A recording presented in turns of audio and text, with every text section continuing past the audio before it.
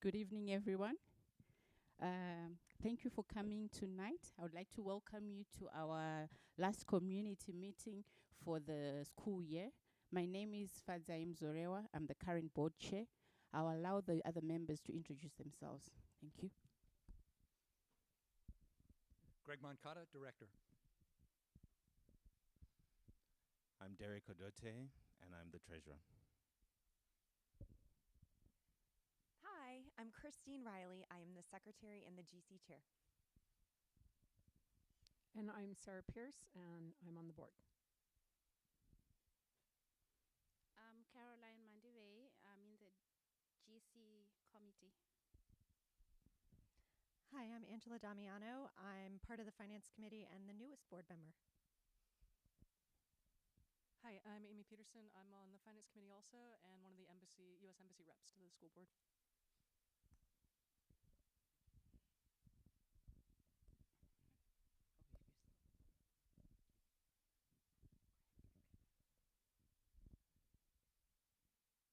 So thank you, parents, for joining us. Our starting point is to look at the financial health of the school. We're going to start off with the school's revenue. If we could please, thank you.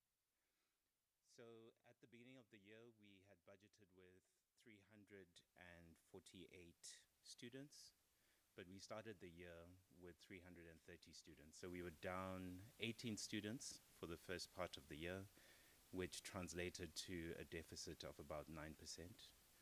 During the year and up to date, we've been able to gain 19 students. So we're currently at 349 against 348, which means that from a deficit perspective, we've been able to reduce that to 6%. And as the predictions currently work, by the time we get to the end of the year, we should be at a 3% deficit. So largely on track with what was required, because we've made some adjustments on the expenditure side, which Blessing will talk to.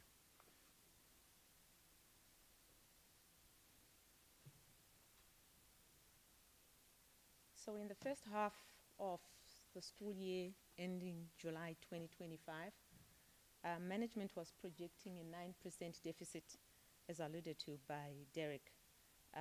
This largely because we had fewer students than budgeted for.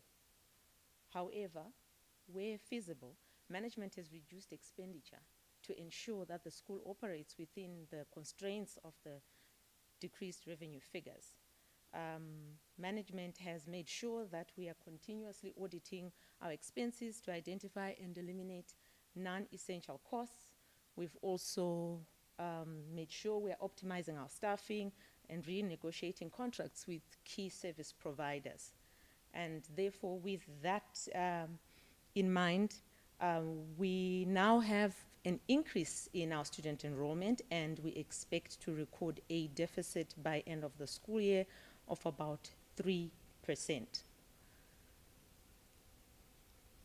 In line with our strategic priorities, we have so far utilized $312,000 for capital expenditure. Of this, 72% of our CapEx spend is strategic CapEx. We do realize that it is critical for us to continue to maintain our CapEx in pristine condition. 28% of that is maintenance CapEx. The major line items that we've spent our money on include fixtures and fittings, being our chairs, desks, PAC lighting and improvements of about $110,000. We've also installed specialized court flooring in our outside volleyball court, and that was $73,000. We have also made some property improvements, that's putting pavers around the school and new turf in some parts of the school. This amounted to about $63,000. There's also been solar heating in our pool, and we spent $40,000 on this. We also spent $35,000 on new IT equipment for our students and staff as a whole. Regarding our financial reporting and control environment, management is glad to say we have now updated our financial procedures manual. This will strengthen the oversight of the school's finances. The manual will be reviewed continuously going forward. We also resolved all minor prior period audit issues, showing our commitment to financial stability as well as continuous improvement within the finance department. Sage Intact is also in its final stages of being implemented, and most staff have gone through Sage Intact training. Therefore, this will be implemented going forward. Regarding historical debt, which we referred to in the first half during our AGM, management continues to engage parents, and we have also implemented new debt collection policies, including early intervention, sending automated reminders, flagging risk accounts, and we hope that we will continue to reduce that historical debt with time. Thank you. Thanks, Blessing. So overall, the school is in a good position. Firstly, we don't have any external borrowings, which is good. Secondly, the school has no significant liabilities. Thirdly, we have a reserve fund, and it's important that you bear this in mind, as we'll talk about some uncertainties in a bit. We have a reserve fund that is set at 25% of the school's operating budget, and that is in place. The financial position of the school is solid. And finally, its liquidity position is also good. So by liquidity, we're saying that as the school's obligations arise, we have the capacity to pay them. When we look ahead, there are some very clear risks that are looming. I think the one that is most significant is the departure of USAID, and there are a number of students in the school that are affected by that. And it also affects some of the affiliated partners. So because of this, we are certain that our numbers next year are going to be lower than they are this year. The re-enrollment process has started, so we're getting a bit of data now as to what those numbers are going to look like. But it means that our budget at this stage, which ordinarily would have been finalized, is still quite fluid. And that's because there's still a number of things that need to be finalized before we can be certain what the school year 2026 is going to look like. What the board has done in the meantime is say that there will be no increase in tuition for the school year 26. We believe that the rainy day fund, the reserve fund I spoke about earlier, is set aside for these blips that happen in the school. So there won't be any knee-jerk reactions. At this stage, it appears that the school will be in a position to absorb the extent of the deficit, not through increasing tuition, but looking at the other operating costs in the school, seeing where we can become a little more efficient, a little leaner, and we will exhaust these before we look at tuition increases. We trust that as the enrollment data becomes clear, it will give us a position that we can then come back to the community and say, we think this is what it's going to look like. Throughout this period, we're going to be very transparent with you as a community. As the information becomes available, we will share it so that we work together in ensuring that our school is sustainable into the next financial year. So for our 26 school year, we're being very careful and we are being conservative in the planning. Management has created a number of scenarios. So if the loss of students was at this level, what would we need to do in the school? If it was at a higher level, what would that look like? And this is to enable us to adapt quite easily should there be clarity around what the eventuality will be. And our focus remains on protecting the financial health and the financial strength of our school and ensuring that the education quality is what we signed up for as parents. So what are we prioritizing over the next few weeks? Firstly, it's finalizing the school budget for next year. Secondly is increasing enrollment because this provides a natural cushion and being able to retain the students that we have. We're going to continue to strengthen the financial oversight of the school, and then we're going to look at streamlining the operational processes and procedures. Thank you.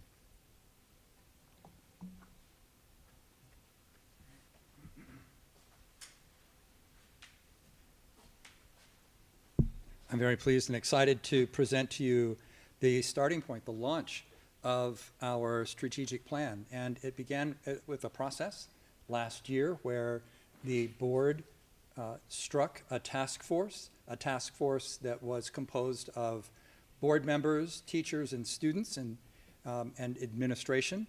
And we crafted surveys that were starting from our strategic priorities. And these surveys were then administered to parents, students, and teachers, and that yielded an enormous amount of data that the task force then began to consolidate and to try to align to the various different elements of our strategic priorities and all of the lessons that we learned from the process to date. So what I'd like to do is to discuss what has come as a result of that. What we did discern was that there were 3 board accelerators and 4 strategic directions. And to help understand this better, I'll invite Angela Damiano, who's been helping consolidate a lot of these data, to discuss the board accelerators. Perfect. Thank you. So the 3 accelerators are the foundational elements for everything else that we do for long-term success to work. So this is going to be based on the feedback that we have gotten from the community. We're calling them accelerators because when we enact these in full, we should be able to accelerate the outcomes from our strategic directions. So the first accelerator that we identified from the survey results and the community is sustainable financial practices. Management is implementing robust financial management and accounting tools and processes, which is the best first start. From there, we need to look long term, and the school should be more proactive with our financial resilience, as well as identifying and potentially mitigating external and internal risks, long-term investments we want to make, potentially identifying additional revenue opportunities, so that our school can have a long-term plan if and when things change. Tied to that, I'm going to jump over to Accelerator 3, developing a campus for the future. This is our long-term facilities plan. This is something that's been asked for by many in the community. It's something that the board very much wants and something that we are committed to providing. Those first steps are going to be involving figuring out how we are creating the facilities plan, looking at best practices and what other schools are doing. The final accelerator in the middle is the collaborative communications, and this is the center of it all.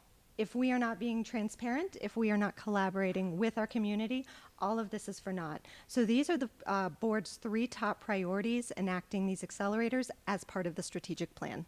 Great. Thank you, Angela. Thank you, Angela.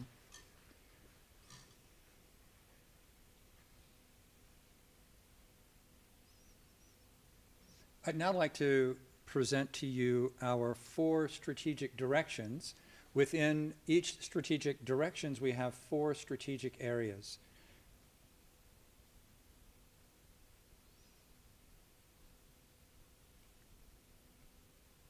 Our very first, and this should, by the way, we have this document that will be published, and we've consolidated a lot of the data that you helped us develop.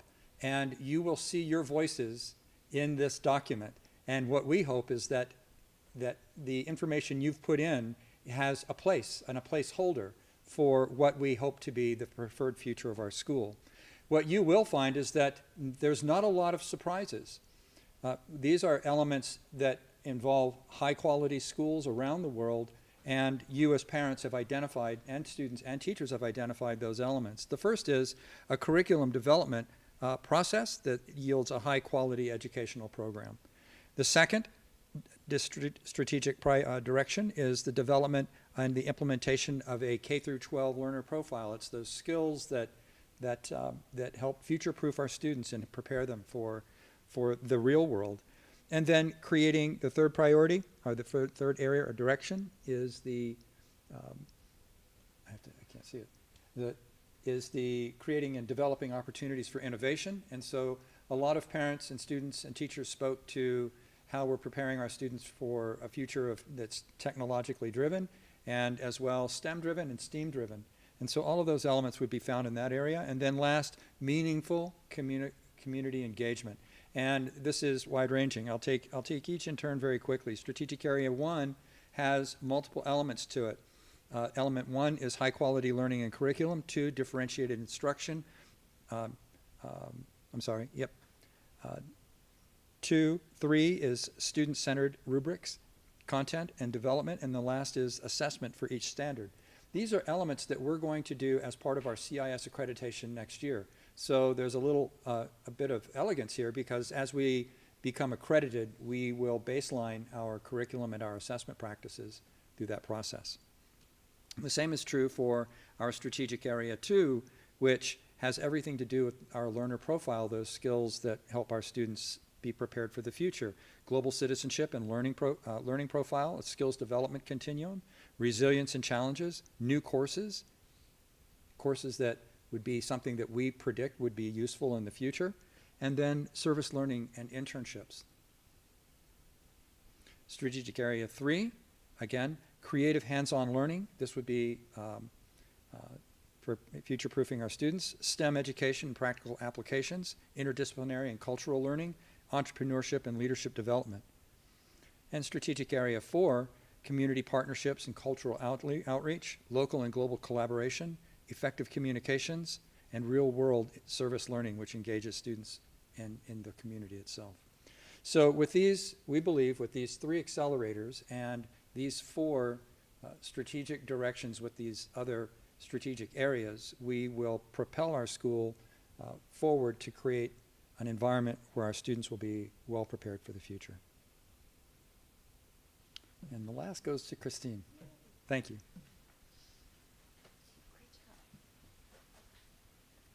Hi. Welcome again. This is normally the point of the meeting where I would tell you guys we're going to have board elections, but we're not this year because we only have 5 elected board positions and they run for 3-year terms. And this just happens to be a year where there's no term that is ending. So how can you get involved in the school board? You can volunteer, although we are all volunteers. We kind of volunteer twice because you serve on a standing committee and then you serve on the full board. So people that might be interested in next year running for an elected position on the school board have the opportunity to reach out to one of us, reach out to the board email, talk to one of us if you see us around campus, talk to Greg to volunteer for either the finance committee or the governance committee. These are usually 2-hour meetings that we meet once a month, and then there's some reading and some work that goes into, pre-meeting. But otherwise, it's a pretty minimal commitment that could give community members a really good idea of the type of work we do and just kind of a baseline to, if you enjoy this, maybe you'd be ready for the full package. So if you guys have any questions, please feel free to email us, board@his.ac.zw, or ask one of us. That's it. Thanks.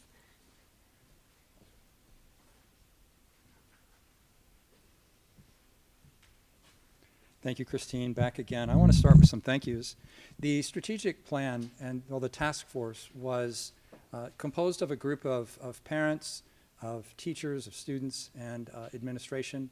And I would like to just make sure that they're recognized for their extra effort to have done that. We met multiple times, and we had to deal with lots and lots of data, and we had to hold each other accountable to ensuring that every person's voice was heard and valued and placed in in an area that would have its greatest impact. And so, to those individuals on the task force, I'll name them personally in my bulletin this week. But to those individuals, thank you very much. In my director's report, I will talk a little bit about my goals and the status of my goals for this year.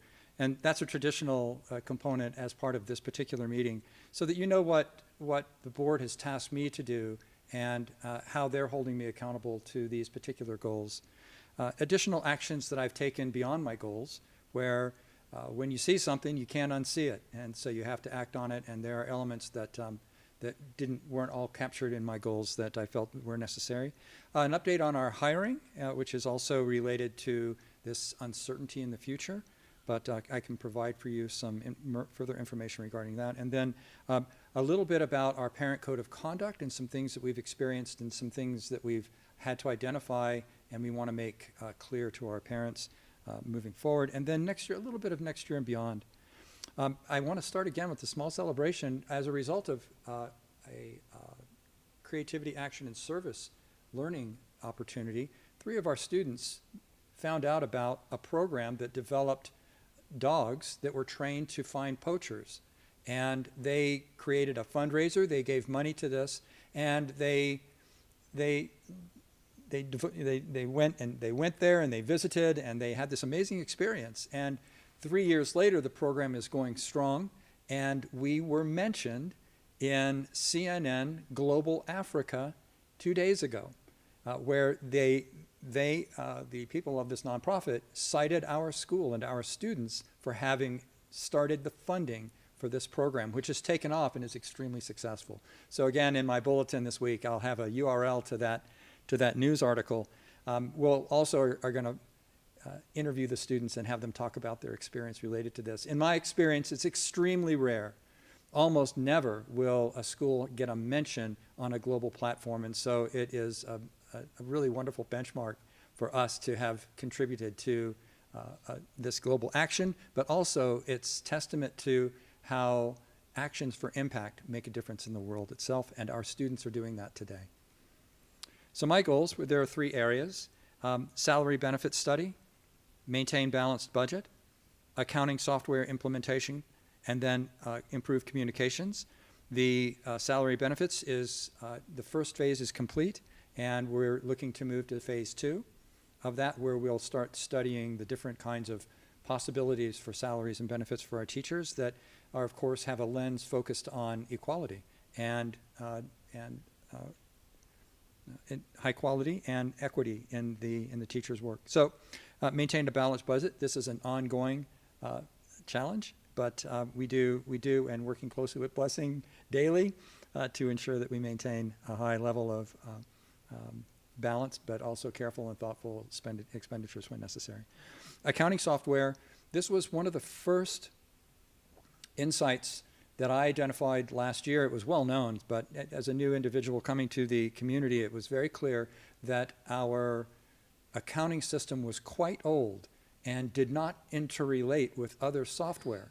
So we conducted a year-long study, and through a resolution, the board accepted Sage Accounting, which is a online 24/7 cloud-based accounting system that will be part of the foundation of what we hope to be a better parent interface for things like paying for both tuition and trips and other point-of-sale related actions that you might take. But this was one of those foundational pieces that needed to be changed, and Blessing and her team have done a good job of running a parallel program as well. They have implemented that program, and we've all gone through that training, and so we go from strength to strength there. And we still have, it's a fantastic program. We have a lot to learn, but we're able to consolidate software and interrelate other softwares, and that's moving forward nicely. Improve communications, brand and enrollment. We had a new position this year. The board allowed us to hire a PR person, that is Constance Tiodlana, and she has done remarkable work in terms of both presenting our school to the world, but also towards shoring up a lot of those elements that make us who we are. And so we now have a brand manual, an emergency communications manual, and all of these components, again, build the foundation for a highly responsive and resilient school. My area 2 was planning for the future, strategic plan. This is something that the initial parts are completed, but really the conversation only begins now. And your further input and your further insight will be called upon in the near future. A long-range facilities plan is part of that accelerator, and we have a model for what that plan will look like, and we have we have some discussions that the board's going to be staging related to that. And then next year is a CIS, IB, and MSA accreditation review year where we as a faculty do a self-study. Part of that self-study will be looking at curriculum, and that curriculum component is our strategic area 1. So my third area is improving challenge and programs, and that's the teacher growth and assessment, or teacher growth and appraisal program, which we have fully implemented this year. We've conducted 2 rounds of observations. Each observation is a pre-meeting where the teacher explains what they intend for the outcomes of that meeting, and then the observation, and then a post-observation meeting where both the administrator and the teacher rate themselves based on these standards. And the standards aren't about what the teacher does, the standards are about what the students learn. And the administrator has observed and generated student evidence of what they've learned or not learned, and then that's discussed in the classroom, and the administrators have been working really hard to fully implement that this year. So every teacher twice with 3 meetings each. So we are, what we're getting from this is an incredible amount of very rich conversations between our administrators and our teachers related to the learning happening in their classroom, and we're starting to see changes in our students' ability to achieve. And the last is a special education audit and action and implementation, and that is currently underway.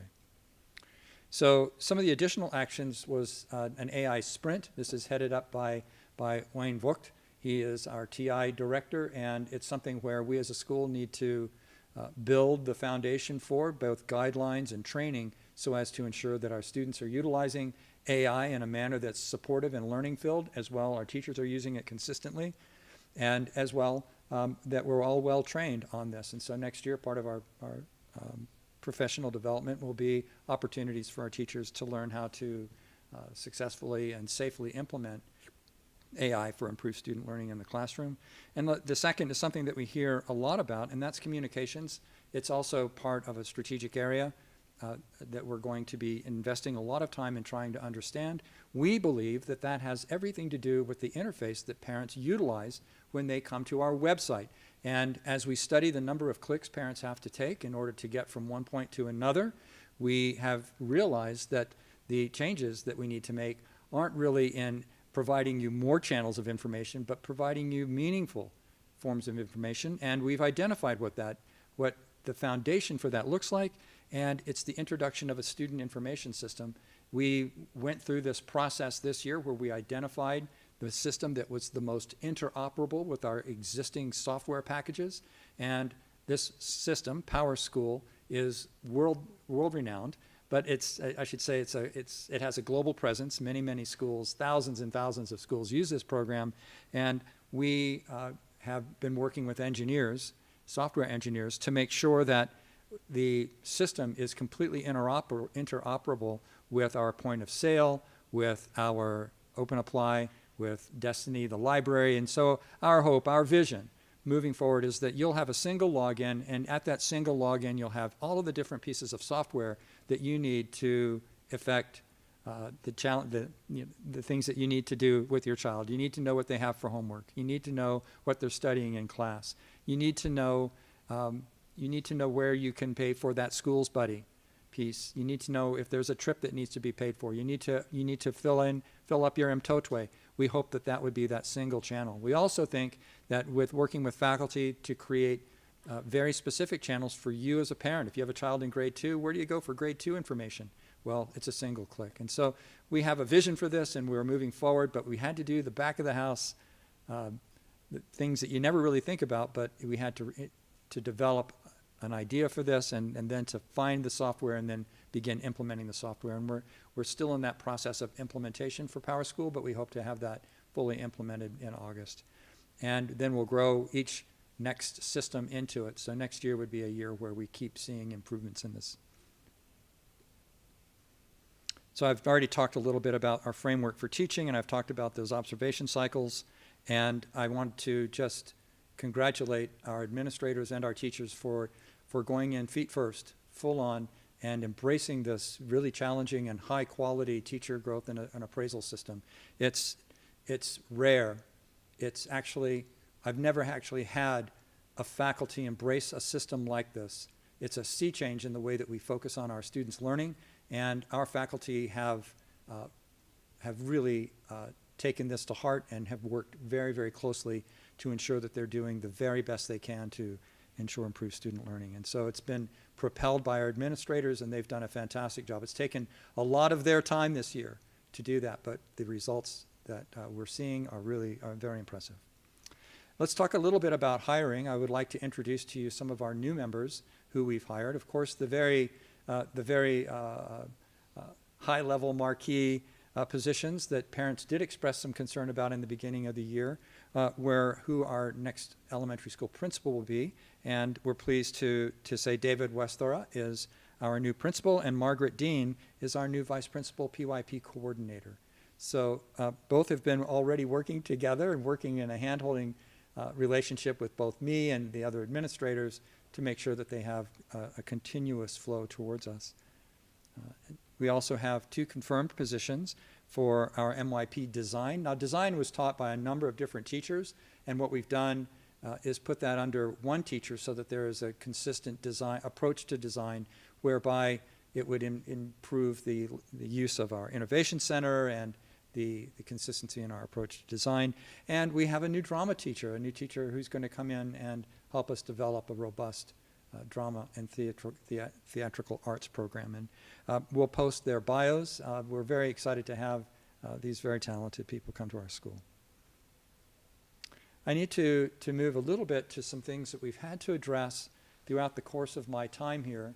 On occasion, well, first off, I should point out that we all have codes of conduct. The teachers have a code of conduct. The board has a code of conduct.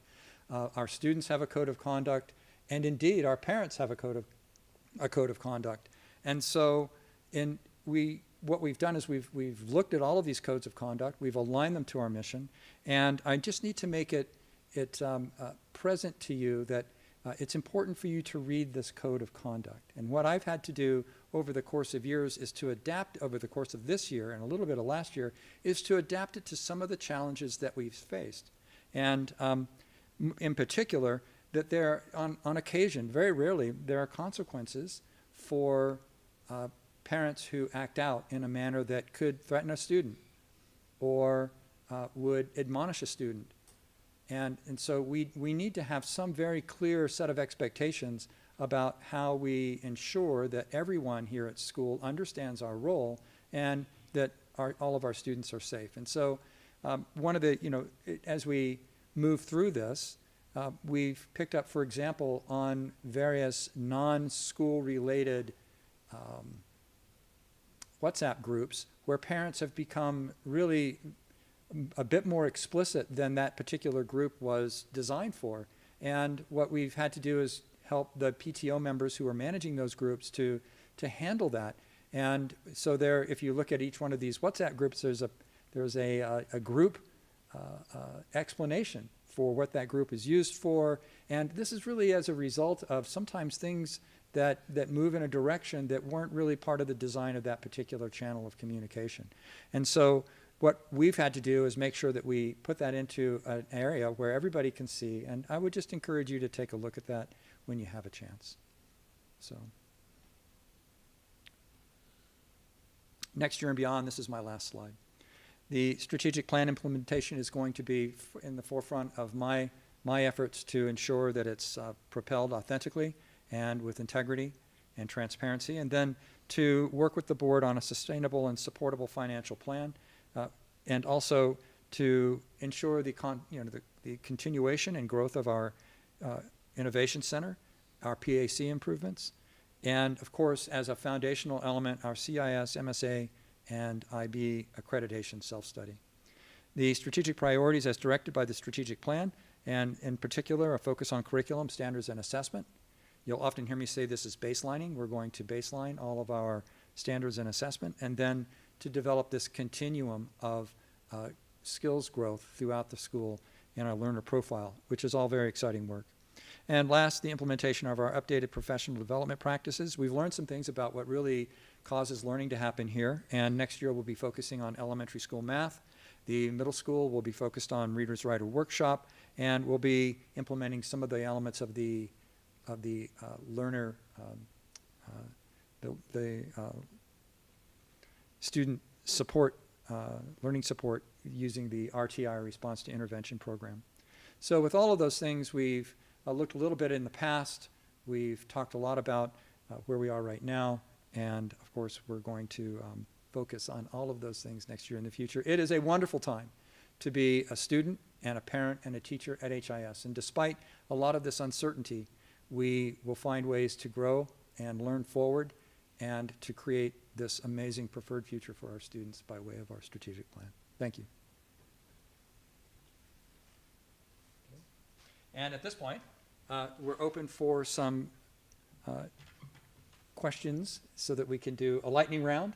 Now, we've received 2 questions from parents in advance, and so I'd like to take each one of those questions and move them forward. I'll read the questions, and I'll either direct them to the board or I'll answer them myself if they're in my own domain. Now, unless, Fadzi, would you like to? And then, Fadzi, what you can do is a Q&A for our parents and teachers that are here. The first question had to do with the, what's the status of the strategic plan, and has the facilities plan been finalized? And in particular, what are you going to do about the sports fields, tennis courts, the early childhood block, digital notice boards, swimming pool and surrounding area, new administration block, and extra parking, et cetera? And so that is all part of our long-range facilities plan. It begins with a study of our current status. There are companies that do this, and that's a conversation that we'll be having at the board level to get a comprehensive assessment of the needs of what we have, and then on the basis of your input, we'll generate priorities for that. So I look forward to us at this time next year talking about where we could potentially be making those changes, if not before. So that's well in hand, and it's something that I'm really excited about in terms of moving forward. And then a second question had actually many different embedded questions, and I'll do my best. Some of the questions I can answer and some I can't answer very easily. What plans are in place to manage the shrinking number of students at the U.S. Embassy, et cetera? So that is the accelerator number 3, which is to look at our sustainable financial plan. And sometimes what that has to do with is looking for multiple sources of revenue, looking at how we manage tuition, looking at what we bring in or how we broaden our offerings in order to ensure that we have a wider range of students and capacity. So that's something that we'll be working with, but we have it, in my opinion, this is something that is of keen interest, and we've been studying almost every day in terms of how we would respond to these challenges that we're facing.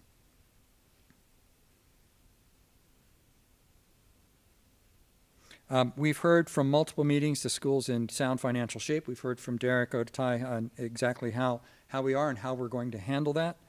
We also would like to know about hiring. I will say that about midway through the hiring process, we paused the hiring.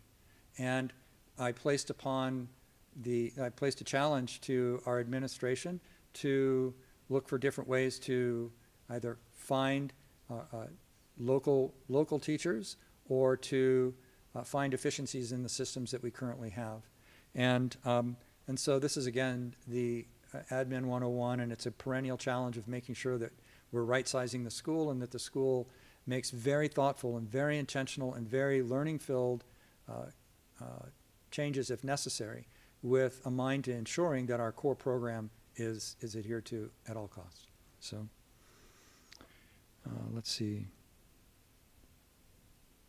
What is your plan to hire more qualified IB teachers? All of the teachers that I've shared with you today are fully certified teachers in IB. And one of the things we did this year is we put out into the ether what we wanted. And what's impressive is who shows up. And believe it or not, but they have all of those things that we wanted. And so that's how they were hired. They met all of the expectations we had, and it had to do everything to do with their experience, their quality, and their certifications. There's a question about merit pay here, but what I will say is that we are studying salary and benefits with an eye towards equity.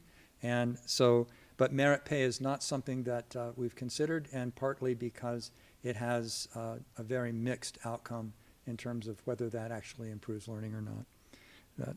Let's see.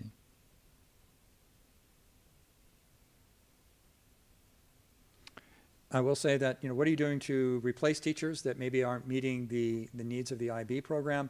And what I will say is that our teachers' growth and appraisal system identifies those teachers that have needs. And so our first effort is to provide support for those teachers to help them. And indeed, over time, if that's something that has not improved, then those teachers generally are not continued. And so we have what I would say a very high resolution, high quality process of teacher support, but also to help us make decisions, those challenging decisions that we may need to take. There's a question about an arrangement that we arrived at this year regarding a virtual classroom. We had an early departure of a teacher, and it was at a time in the year where we were unable to find an IB teacher standing in the wings waiting to teach this math class. And so we arrived at a hybrid class where we had a certified teacher, math teacher in the classroom with a teacher who had the IB experience for that particular level of math, and they worked virtually together. That individual came to school twice for 2 weeks each and was most recently here preparing our students for their exams.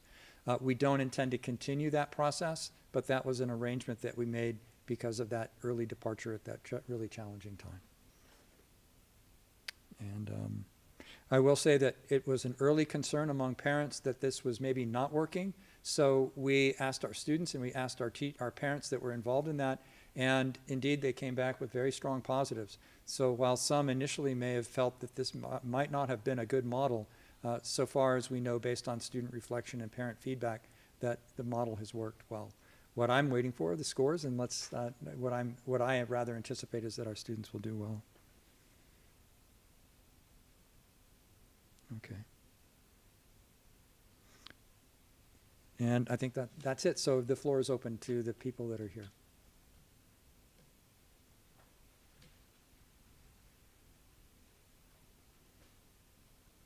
Yes, sir. First of all, thank you very much to all for your commitment and this has quite convincing report. Just out of curiosity, you mentioned one of the goals is to increase enrollment as part of sustainable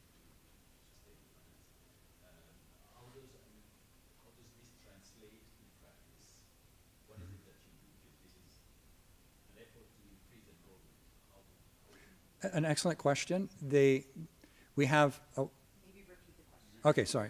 The question on the floor was that we had mentioned a little bit about increasing enrollment, but what does that look like in practice? What does that look like in terms of what parents might see?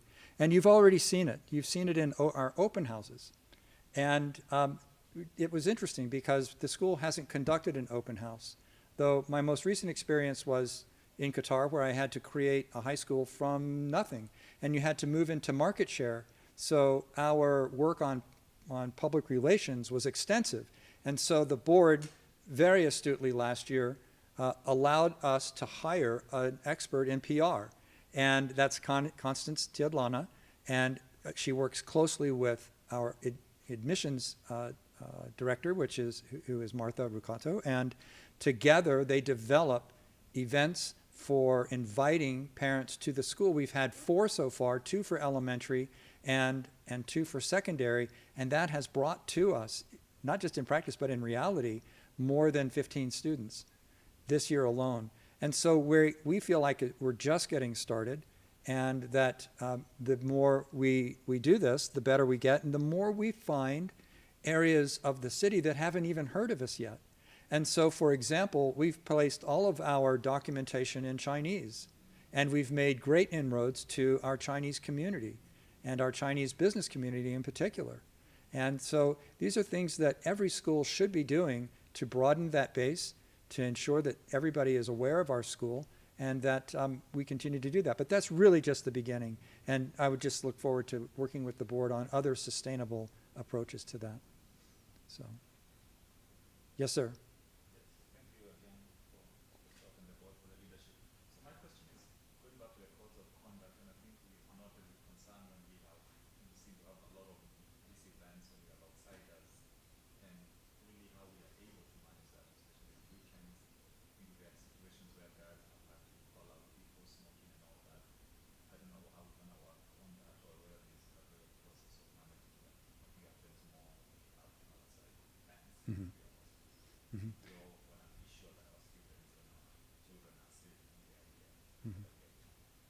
Thank you very much. The question was code of conduct, but what about for people that come to school that aren't part of our community, but they're coming to a sporting event, they're here with their children from places, and they smoke on campus, and what do we do about that? Well, we do have an increased security complement, and if we know that we have a lot of people coming in, generally we tend to increase our security complement, and those individuals would be the people, they would talk to those individuals. So that's one of those elements. But anybody that's here more frequently generally has to undergo a child protection conversation, and they have to sign a document about child protection, and in that is that code of conduct where they know and understand. But I do understand that on some of these events we may have parents that will, and I've seen it happen, and they see me coming and they hide it, but they are sneaking a smoke, and then they see the director and they hide it. And but I tell them to stop or they need to leave. So, but these are things that our teachers are trained to do, as well as our security. And I would just say that in the event that you see that, please get a security guard, and they'll take care of that. But I'm not exactly sure, again, other than posting signs and making sure people know and understand. Maybe there's a slip of paper we put in their car when they drive in so that they know and understand our expectations. These are things that we could consider. So, did I answer your question? And do you? Yeah, I mean, smoking is just so the evident one. We don't know what else. Yeah, yeah, There are many other yeah. things that could happen. I think it's fair to look at options. I have many stories, but one was where we had a minister who didn't have an invitation, who wasn't allowed into school. And if you don't, I mean, it's our security is strong, and it requires that somebody comes out and talks to that individual, and we do. But you have to have an appointment to come into the school. And so on days when we don't have school, but we have a sporting event, maybe some additional measures that we should consider. I'm not sure exactly how prevalent these concerns are, but making sure we do have guards that are circulating and walking through the campus to make sure people don't go, away from the area where the activity is. But there are things that we can certainly consider there. And also to just let us know if something like that's happening. I haven't received many reports on that, to be honest with you. So. Yes, please. Thank you so much. I'm just curious, and this is a proposal. There are a bunch of people that are going to be leaving, but there are a bunch of people who are still thinking, especially those who have been impacted because of USAID, are talking to stay. And they love to continue being part of this school community. And since the board is here, it's something that I'm proposing that if the board and your team can take it as a proposal to see if, as we're trying to figure out things for a year, and if you don't meet those enrollment numbers, is there a way that you can, a percentage that you can give those who are willing to stay for a year, and they can figure out how they're going to stay there, but it's just that school fees that we are asking. Mm-hmm. There's a way that we can get a percentage reduction. Okay. Thank you very much. The question is that there's a lot of uncertainty for parents who have children here that are in a current position that may go away, but they want their child to finish here at the school. They want their child to stay in the school. Is there a way in which the board might consider a different fee structure for them? Is that the question? Okay. And I would say that's a conversation really at the board level. We do have conversations like that coming up as part of both the accelerator, but also it's something where we would need to know who you are and what your circumstances are, I think, and to see the magnitude of that question and what that would look like, and that would be something that we would discuss at the finance committee meeting, and it would definitely be something that the board would have to discuss because there's policy around this. So. So if I can get a group of people who I know for sure who are thinking about that, I think it's an important conversation that we need to have. Okay, and we would, there's what I can't say or I can't promise is what the results might be, but it's something that we need to know and something that we need to listen to and understand, and then look at the potential consequences of that. circumstances. For my case, I just want to stay, but the reality of paying for 3 kids at the rate that they're there, and I'm part of the community, I want to be part of the community, I can figure out how to stay in the country. I just want to be guaranteed that with the 3 kids, could there be a reduction Okay. of the fees? Mhm. And Okay. there are many people who are not willing to go back to the U.S., Mhm. but they would love that option. Yeah. So the comment was that there are individuals who are part of the community, want to remain in the community. They have 3 children here. Their circumstances have changed. And would the board consider some kind of fee structure to ensure that they can change? Okay. To that, I'd say, would the board like to make any further comments on that? Here's Derek. I think the situation, excuse me, I think the situation we're going through is unprecedented, which means that there's nothing that's off the table. I think it's important for you to put the proposal through because we're considering what is possible. It might be one of the levers that we can use, and we know that this is a circumstantial thing, so it's happening at a time that no one is really prepared for it. So I think what would help in the decision making is to give us some information that we can then deliberate on and then come back to you to see what is feasible in the context of the school. And I'd say the very best way to do that is there's every time we send out a bulletin, there's a board component, and there's an email that you can send that to. And thank you, Derek. Good. Any other questions? Good.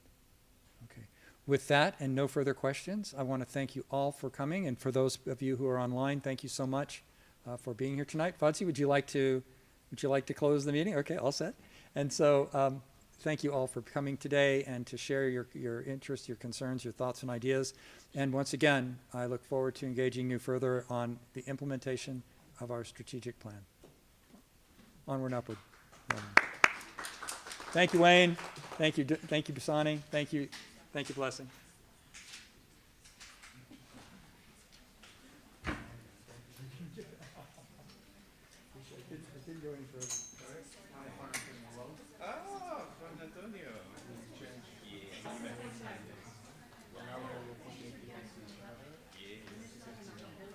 Hey, Maeve, what did you learn?